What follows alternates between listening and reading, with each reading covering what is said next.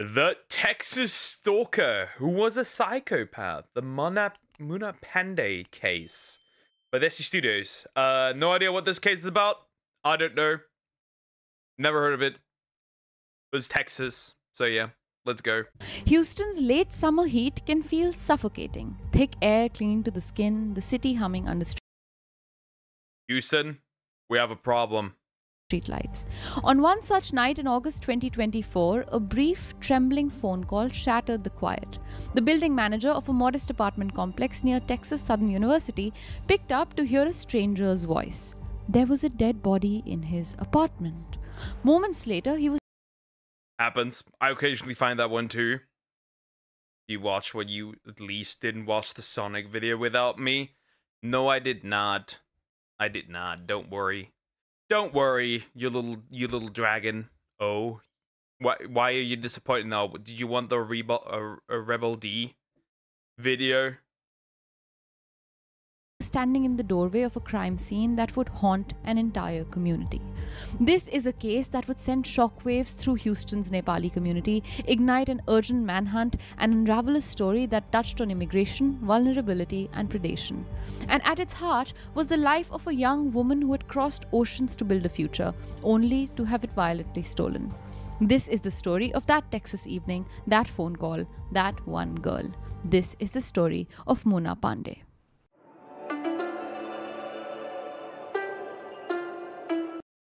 We will avoid the music. I'm sorry, Desi Crime. She witty. Yeah. Desi Crime Podcast, a show where we dive deep into some of the craziest cases from around South Asia. I'm your host, Ashwarya. And I'm Aryan. And the case that I have for you today is one that so many young women across the world can relate to and feel terrified from. Usually we ask you guys to hit the subscribe button or do something on those lines that is beneficial for us. But today we can offer you something that's beneficial for you, which is that the Desi Crime book is out now. You can order it from Amazon. You can get the audiobook on Audible. And by buying this book, you get access to not just some of the best Desi Crime episodes you've ever covered, but some new cases that are exclusive just for the book. The link is in the bio. And here's a request. This episode, like many Desi Crime episodes, doesn't have a sponsor. Everything runs on the dime we earn because of you guys. So if you can help us out by becoming a patron or a YouTube member, you keep the engines at Desi Studios running. And hopefully one day, Ashwarya, we can make the Patreon and, YouTube membership program big.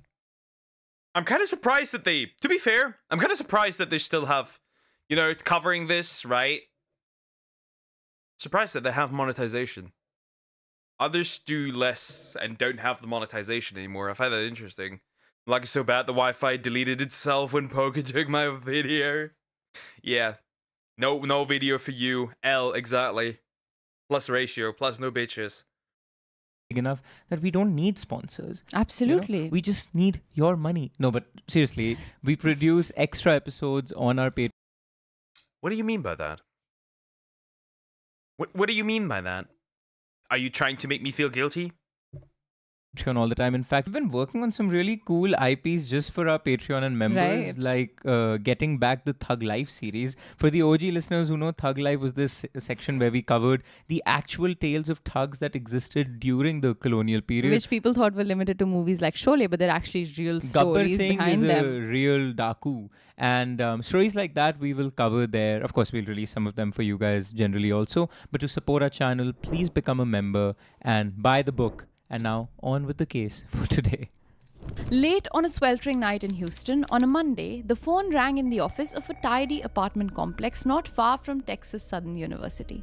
On the line was a man whose voice trembled, each word clipped with urgency. He said there was a dead body inside one of the units, then hung up before the building manager could even ask a question.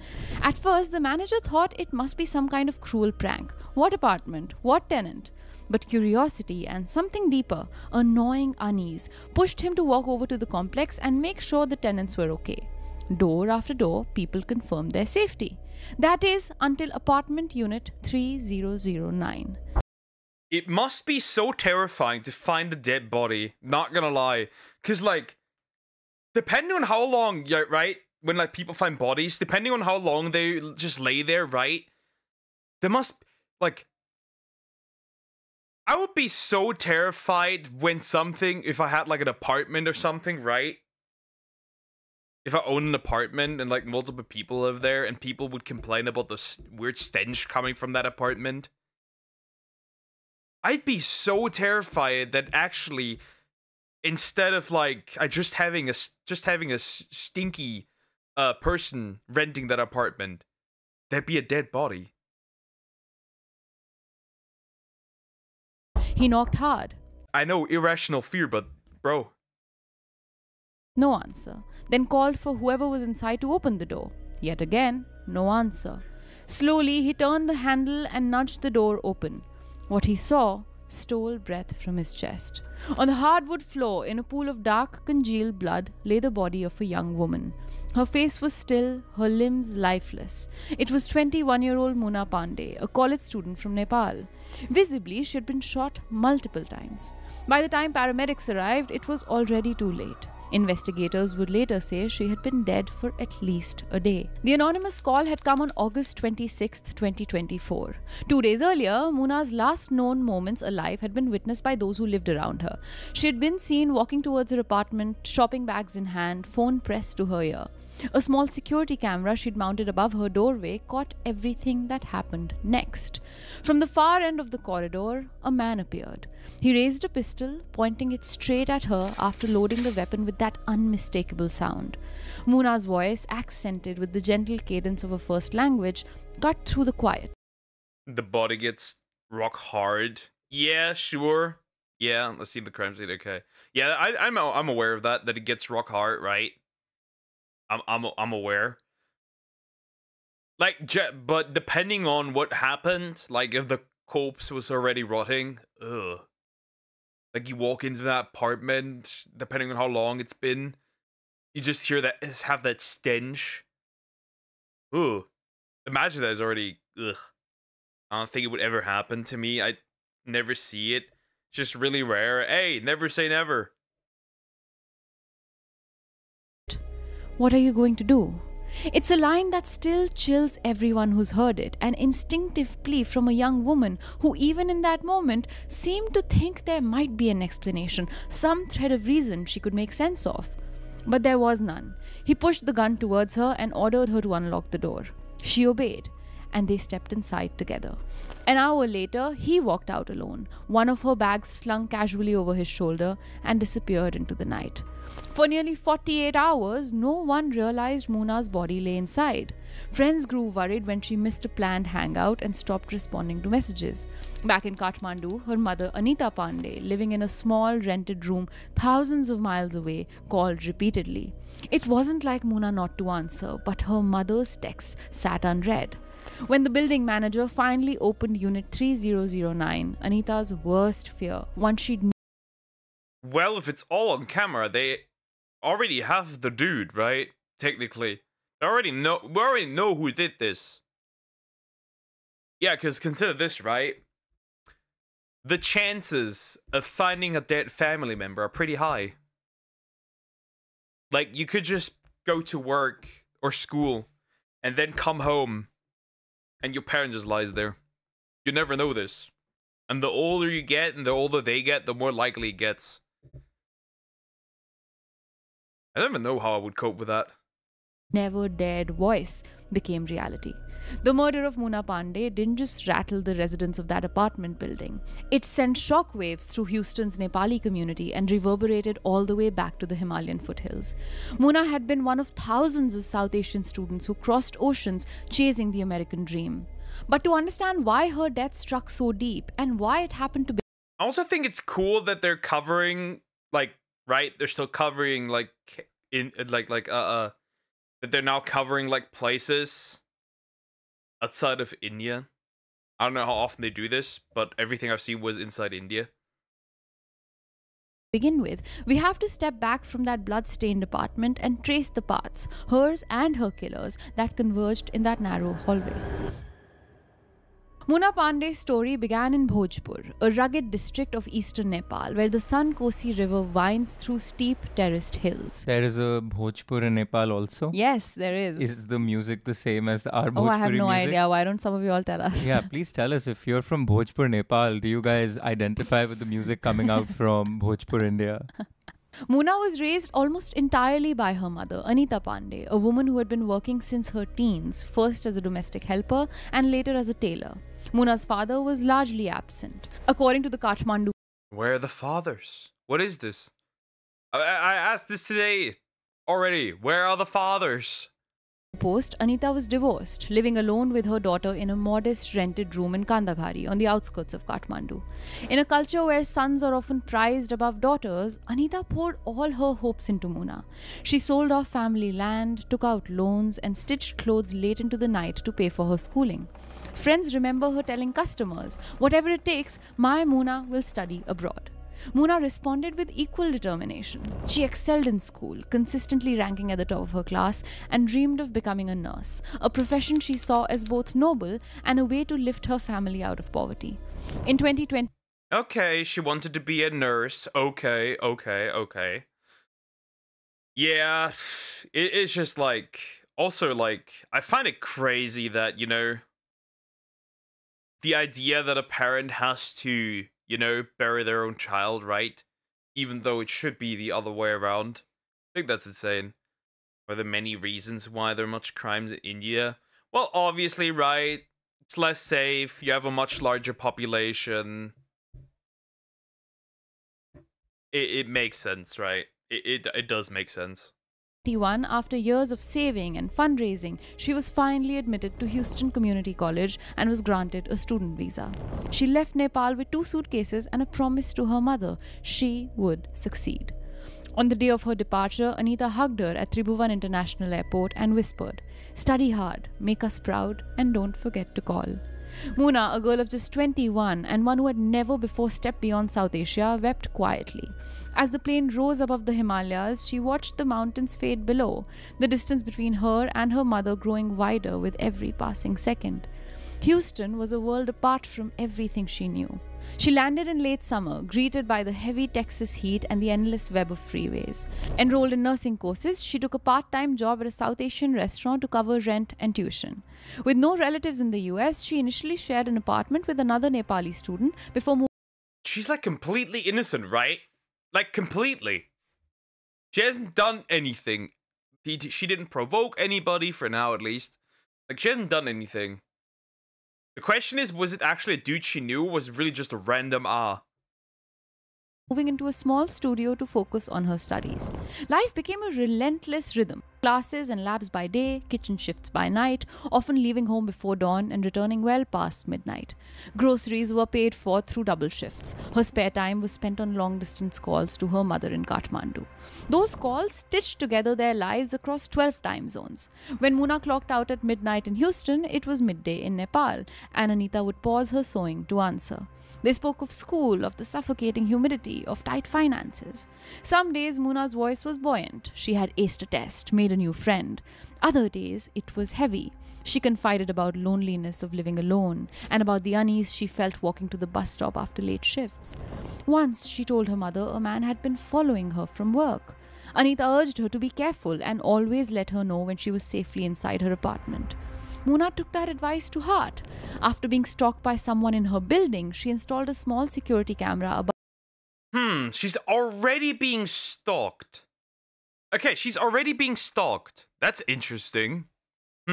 Same guy?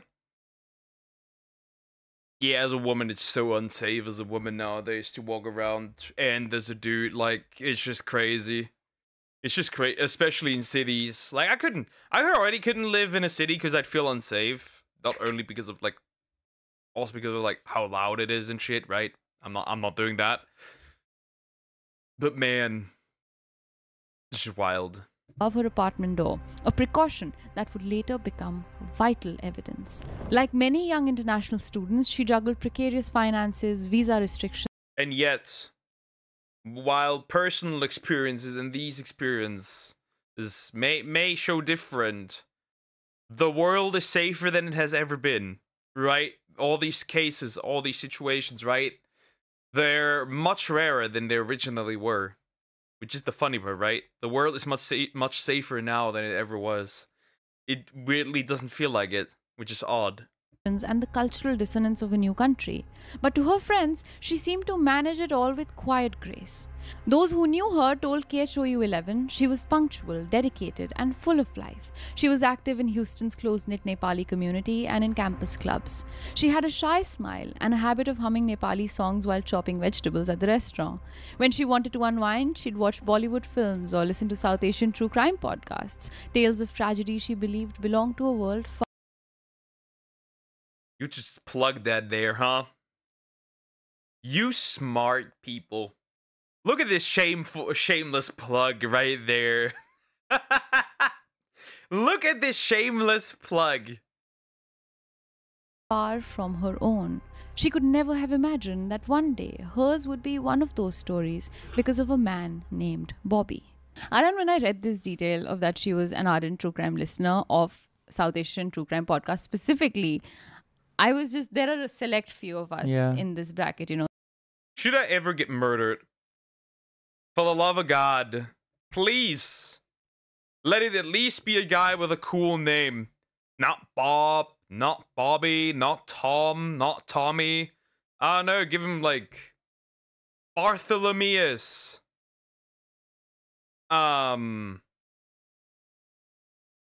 Drake. I don't know. Anything. Drayden. But not Bobby. They plug a lot of shit. That was really shameless. Someone like Stephanie Sue comes to mind. Yeah. And then obviously there is our podcast. And it's just something about thinking that she may have heard us. It just makes me feel like connected to her in a different kind of way. Yeah. And also kind of... The funny thing is we have a huge listener base in Houston. When we dial into our data and see where in America people are listening to us, Houston is one of the biggest areas because of how big the community over there is. Yeah, I mean, you know, people joke in our comments that, oh, they would love to be featured on the Desi crime story, you know, as a facetious remark. Right. But for it to maybe be real is very gut-wrenching. Very scary, yeah. While Muna was carving out a life anchored in so many different pursuits, a 51-year-old Indian man named Bobby Singh Shah lingered at the edges of her world. Little is known about Bobby's early life or professional history, but his name would later appear in a Harris County criminal complaint describing him as a familiar face at the restaurant where Muna worked. He wasn't a fellow student nor a neighbor, just a middle-aged man with salt and pepper hair, a random middle-aged man. I wonder where this is going. Huh. Random middle-aged man. Okay. A smile and a tendency to flash cash at the bar. In press reports, he's been painted as a, quote, hustler, drifting between different business ventures. Court records show at least one prior charge for unlawfully carrying a weapon, but little else is clear about his day-to-day life. Ash, is he an immigrant or an American? So a guy who works a lot, okay. I mean, immigrant. Maybe first generation? Or second generation. Because, like, I don't know, is Bobby something that's, like, common in the country he's from? Citizen. I know, so details are sparse, but all the documents that do mention where he's from, they say he's Indian. It seems like he's not an American citizen. So an immigrant. Yes, correct. Oh, interesting. Interesting. Surprising. What's certain about his life is that he moved in spaces, both in person and online, where older men sometimes sought out the company of much younger women, offering gifts or money in exchange for time and attention. According to the same complaint, he's a sugar daddy. He's a sugar daddy. Surprise, surprise. He's a sugar daddy. He's a sugar father. Huh, interesting. I wonder how is that connected? They bring it up, so it must... Oh no, I don't like where this is going. One of Muna's friends told police that she had once mentioned being on a sugar daddy dating website. On occasion, she chatted with older men there, whether for convenience, friendship, or potential financial help. There's no hard evidence linking Bobby to her through that site, though. But after her murder, a woman who had used the same platform recognized the man in the still images police released. Okay, there's no evidence that she used it. Okay. We got this. Okay, interesting. But that's still oddly weird and oddly specific. From Muna's security camera. This woman told detectives she had met Bobby through a sugar daddy website back in 2012 and, quote, instantly recognized him as the man forcing Muna into her apartment in the footage. Another tip came from closer to home. The owner of the restaurant where Muna worked confirmed that the man in the image was a regular patron. Now, these sugar daddy arrangements can be consensual, but they can also draw in men with a warped sense of entitlement, blurring the lines between voluntary interaction and exploitation. Whether Bobby first noticed Muna on such a site or across. Generally don't. If you are a woman and you think this is a way to make money, don't, because eventually they're gonna ask for more. Then you eventually have a crazy stalker going after the you. Counter at her job. Investigators believe their paths crossed more than once before the night of the murder. Her friends, however, were adamant there was no romance here. She barely knew him. And then came Friday, August 23rd, 2024, the day that marked the end of Muna's summer courses. She had 2 days off from work and planned to catch up on errands and assignments. That evening, she called her mother and told her she was going grocery shopping the next day. Anita reminded her to get enough vegetables and to stay safe. On Saturday, August 24th, Muna spent the afternoon chatting with friends online. She promised to meet them that evening, but said she needed to stop at a store first. At around 8:40 p.m., she returned to her complex carrying bags of groceries. She looked tired but content. The security camera above her door captured what happened next. As Muna dug for her keys, that same figure appeared from the corridor. The footage shows a man with a medium build and short hair wearing a grey shirt and carrying a gun. He pointed it at Muna's face and whispered something. Muna's voice can be heard asking, "What are you going to do?" It's a simple question that reveals her disbelief. Perhaps she thought this was a robbery. I wonder if there's a chance that he actually did more than just take her life. Huh. And he wanted her purse. The man racked the gun slide, loading her round into the chamber. He ordered her to unlock the door, watching as her face filled with fear. She unlocked the door and they entered the small studio. The door closed behind them. Neighbors later told police that they heard loud thumping from Muna's apartment around this time. They assumed it was furniture being moved or a television show turned up too loud. They did not call 911. One neighbor reported hearing a woman's scream cut short by a sudden bang. Yet, because gunshots are not always recognized as such, especially in a city where fireworks and car backfires are common, the noises passed without action. Then there was silence. The man remained in the apartment for more than an hour. What happened inside is known only through forensic evidence. An hour. An hour. He stayed in there for an hour. Yeah, this is not looking too good. An hour? Oh no. Oh no. Please don't.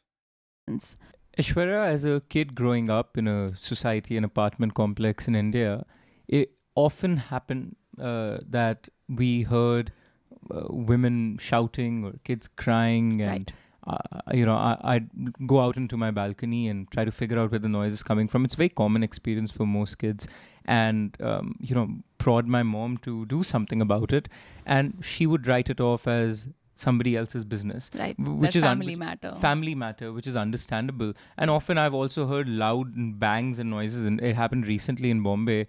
The bang sounded to me like a bomb blast, and I immediately went on to Twitter to see what it is. But at no point would I dial 100 to report it as something off, even if there is that fear in me. So I don't blame the residents. You know, in hindsight, of course, wish you had called 911, but that's easier said than done. It is 100%. In busier cities, when you're living in close quarters, so close to each other, multiple apartments, it's very, very hard to know. But I think it's just a reminder that it's... Yeah, it's a cultural thing, right?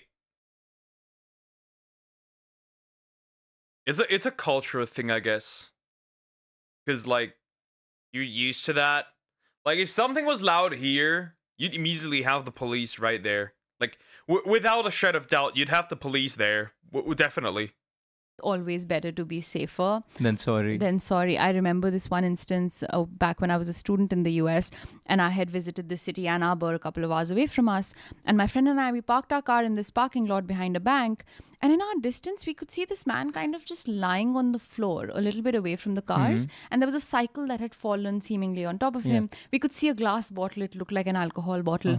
Now, there are homeless people all across the US, right? And they're sleeping in corners. They have these bottles on them. But I remember this impulse of like, should I walk away? Should I call someone? And I remember making that call. It's the only call I've ever made in my life to the authorities. And I remember making it. I remember the ambulance showing up. We don't know what happened. They asked us to leave. But it's just that little reminder that maybe you can do something and save someone's life. It's the only call you've made to the authorities, but the authorities have made several calls. Have I ever made any call to the authorities? No, I've not. If that was a problem, either it solved itself or others solved it. Yeah, I never made a call to like police or anything. Or firefighters, anything like that, right? I've never done that, nope. Not that I remember. To me and you. So that's for a later Chai and Chitti episode. Yeah. When police examined this scene days later, they found Muna had been shot 4 times. 3 bullets tore through her torso and 1 passed through the back of her head, an execution. Blood splatter analysis suggested she was likely shot at close range, possibly while pleading for her life. There were signs of a struggle. Chairs toppled, grocery bags spilled, a smashed phone. The killer then gathered some of her belongings, including her purse and her phone, and left, locking the door behind him. Muna's phone disappeared with him. In the hours after her death, friends sent her messages confirming plans for the night. They assumed she was busy because none were delivered. When she failed to show up, a friend texted, "Where are you? We've been waiting." There was no reply. As the night turned into Sunday morning, Muna's mother texted from Nepal, "Didi, call me when you wake up. Love you." That message too remained unread. On Monday, August 26th, the call came to the building manager. He told the police he did not recognize the male caller's voice. The caller simply said there was a dead body in the complex and then hung up. So he called, well, this makes sense, right? Earlier, but interesting. He called the manager telling that there's a dead body there. Remorse? I don't know. We're back, got to attend in another stream. Take care, Cricket. I wonder what drove him to do that. Responding officers found Muna's door locked. When they entered, they discovered the gruesome scene. Muna's lifeless body on the floor, bullets lodged in the walls, and dried blood everywhere. The sense of violation was palpable. The tiny apartment that had been Muna's safe space had been turned into a crime scene. Detectives canvassed the building. They interviewed neighbors who described the noises. Muna's friends told investigators she had been scared of a stalker and had installed a camera. Police retrieved footage from that camera and other security systems in the complex. When they watched it, they saw the chilling confrontation outside the door. They released still images to the public and asked for help identifying the suspect. Houston's Nepali community sprang into action. Photos and news updates raced through Facebook groups and WhatsApp chats. Many recognized Muna instantly as the warm, soft-spoken waitress from the restaurant. The suspect's profile was distinct enough that within hours, tips started pouring in. One came in from the restaurant owner, the other from the woman who identified the man. Investigators cross-referenced these leads with license plate data from nearby. They obviously got him. That's obviously that makes sense, right? They obviously got him. I'm curious what the motivation was behind this. Why did he do this? For what reason? And just in general, like what is the connection between these two? Because for now, that does not appear to be the case, except when maybe he went to the restaurant where she worked at. Gotta be the case. Surveillance cameras. The name emerged. Bobby Singh Shah, 51. Harris County swiftly issued a warrant for capital murder, and on August 28th, just 2 days after Muna's body was found, officers spotted Bobby driving. When they pulled him over, prosecutors say he was still wearing the same blood-stained clothes seen in the video. A gun was inside his vehicle. He surrendered quietly, was booked into the Harris County jail without bond, and faced additional charges for unlawfully carrying a weapon. News of Muna's murder reached Nepal through a late-night phone call.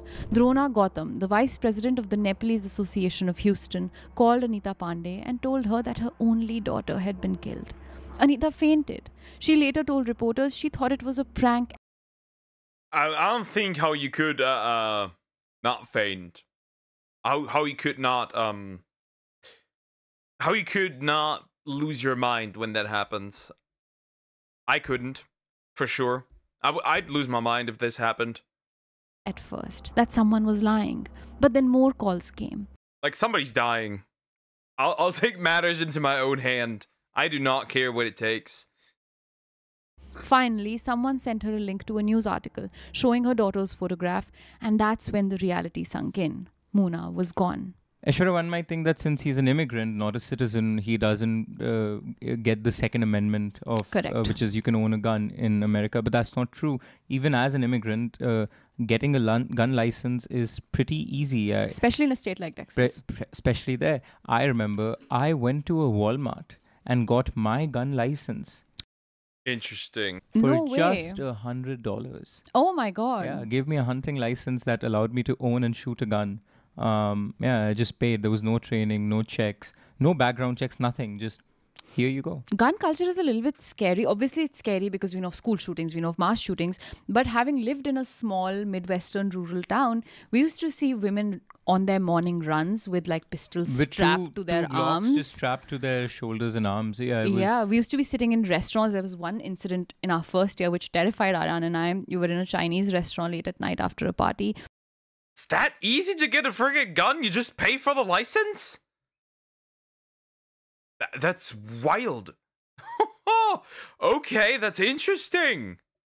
I didn't know that you had to literally just pay for it and then you could just, move on. That's wild. That I think the US, they can keep their guns. I don't give a rat's ass if they have guns or not. But I think they should maybe, give training. Like, actually make it so that they, know how to use a gun. And are also mentally well to use a gun. I don't know. Sounds a bit careless.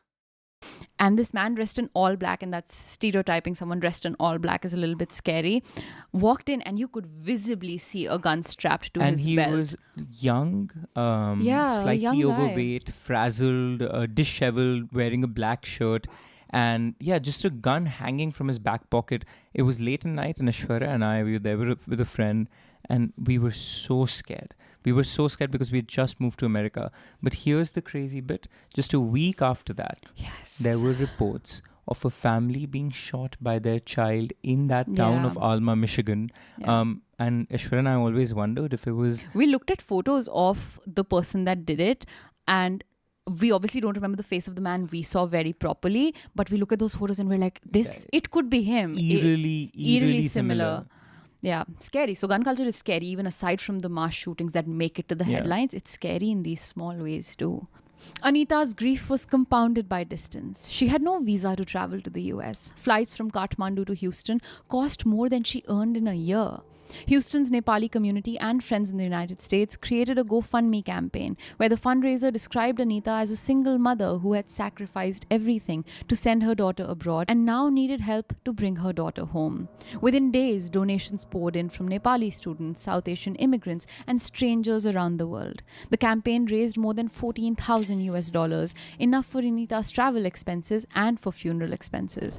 The US Embassy in Kathmandu expedited Anita's visa, and she finally boarded a flight to Houston, carrying little more than a bag of Muna's favorite sweets and a small framed photograph. When she landed at George Bush Intercontinental Airport in early September, she was greeted by members of Houston's Nepali community. Cameras captured her teary embrace with Drona Gautam. What was the motive? He later asked a television reporter. What was the motive? Why did that happen? Why did he do this? Like, that's the one that confuses me most right now. What is the connection between these two?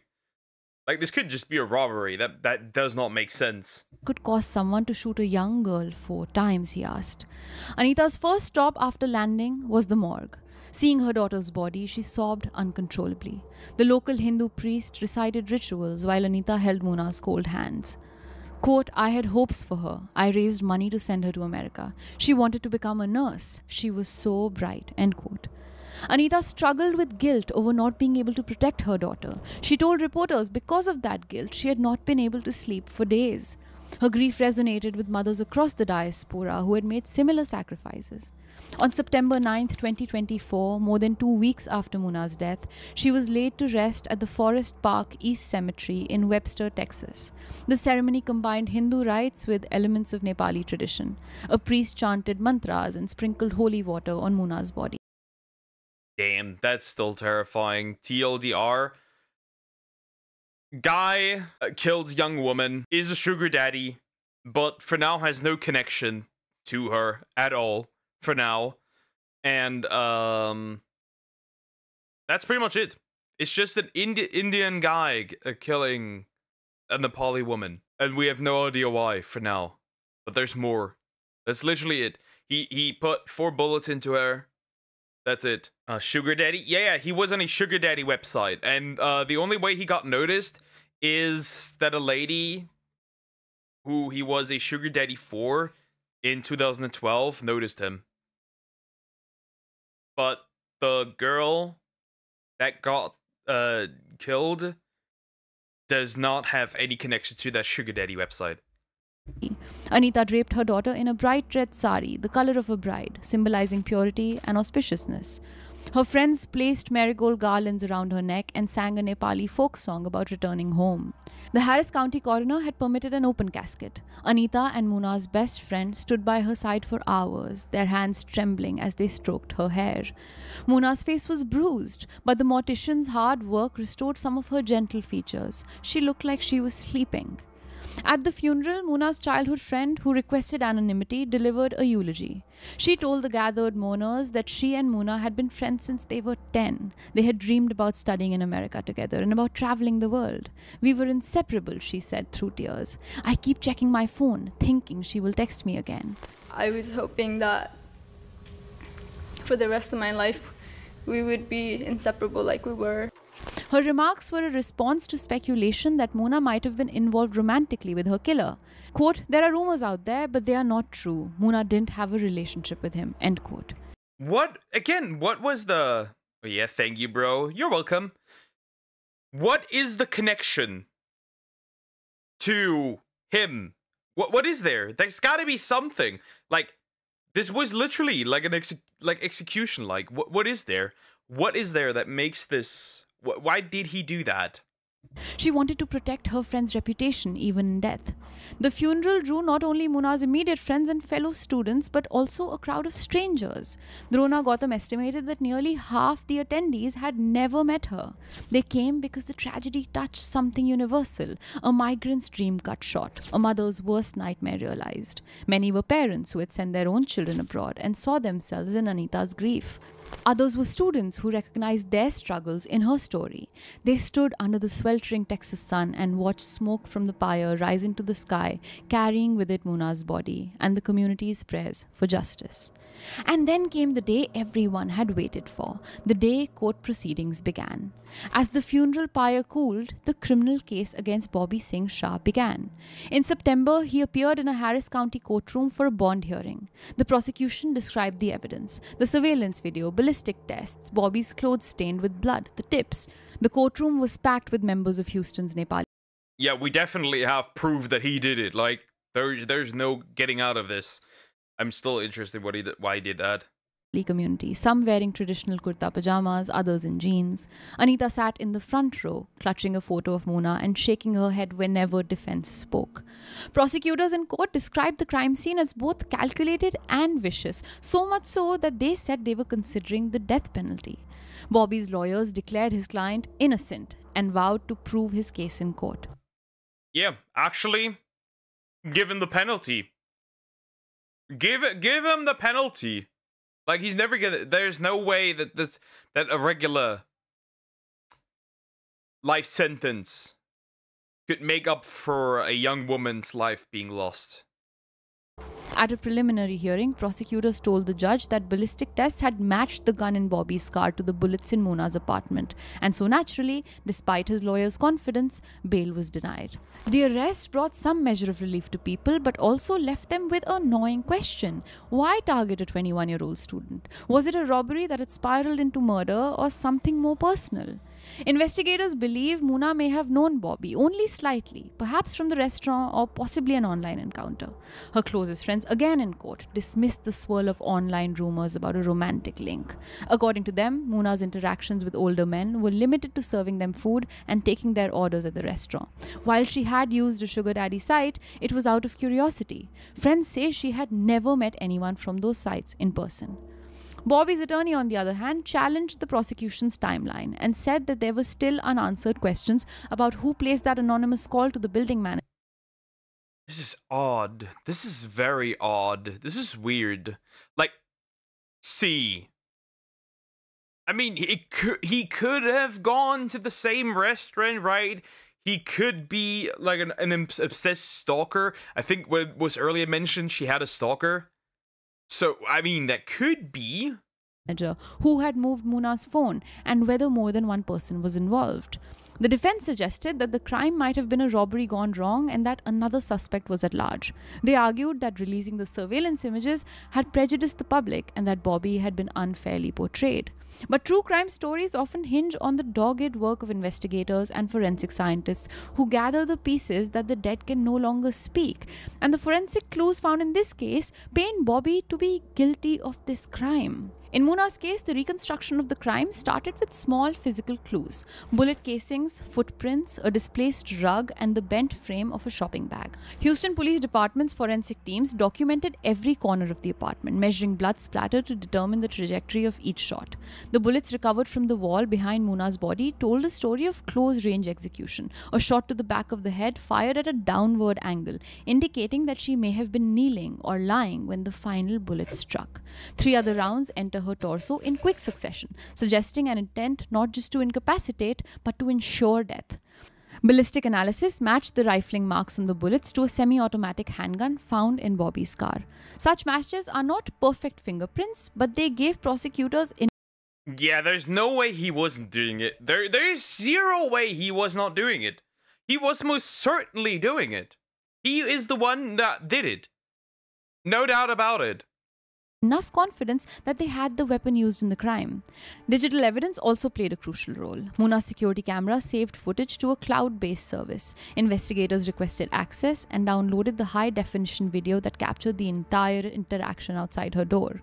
Investigators took precise timestamps from that recorded CCTV footage and compared those time codes with cell tower records for Bobby's phone and found that his device had pinged off a tower near Muna's complex during the time frame of the murder. They also traced Muna's missing phone. It was last switched on an hour after her death near a highway interchange. It then went dark, either smashed or turned off, making it harder to locate. Surveillance cameras from a gas station near that interchange captured a vehicle matching Bobby driving away. The digital breadcrumbs formed a circumstantial but compelling narrative linking him to the crime. Forensic teams also analyzed traces of blood found on Bobby's clothing. Muna's blood type was rare, B negative. The blood on his shirt matched that type. Later, DNA Yeah, it's over, bro. Put the fries in the back. It's still not elaborated why he did it. tests would confirm a match. The prosecution's theory is that during the struggle, Muna fought back, scratching Shah and causing his shirt to pick up her blood. Fingerprints lifted from the grocery bags also matched his. Defense attorneys will likely challenge the chain of custody and argue that cross-contamination could have occurred, but combined with the video evidence, the forensic findings paint a coherent picture of events. Beyond the technical work, detectives also drew on behavioral patterns to build their case. Muna's friends told investigators that she often used digital payment apps to split bills and rarely carried large amounts of cash. That Saturday, however, she had withdrawn $200 to pay her college fee. Police suspect Bobby knew she had money on her and intended to rob her. When she That means he must have followed her for quite a bit. That means he must have followed her. Why would he do it? So if she didn't meet him through the sugar daddy website, right? So it can't be that. She didn't have any contact, it can only be through the restaurant. Realistically, met in the restaurant, and he then knew his target. That's the only thing that makes sense rationally. He resisted, he shot her. This theory is supported by the fact that he left with her purse and phone, and there was no rape. Yet the brutality of shooting someone 4 times for a few $100s raises questions about motive. Forensic analysis also extended to digital communications. Investigators seized Shah's computers and phones and combed through his browsing history, messaging apps, and email accounts. While details remain sealed, law enforcement sources hinted that they found searches related to sugar daddy websites, discussions with young women, and queries about how to dispose of a body. If admitted at trial, such evidence could support the theory that he planned the crime.